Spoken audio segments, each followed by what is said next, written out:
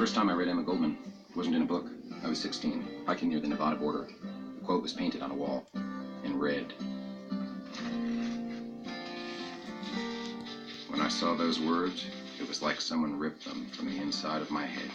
Anarchism stands for liberation of the human mind from the dominion of religion, liberation of the human body from the dominion of property, liberation from shackles and the restraint of government.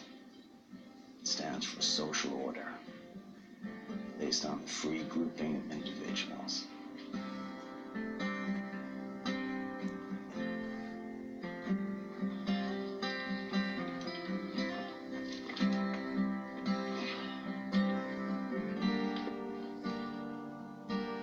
The concept was pure, simple, true.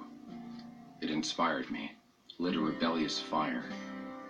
But ultimately, I learned the lesson that Goldman, Proudhon, and the others learned, that true freedom requires sacrifice and pain. Most human beings only think they want freedom. In truth, they yearn for the bondage of social order, rigid laws, materialism.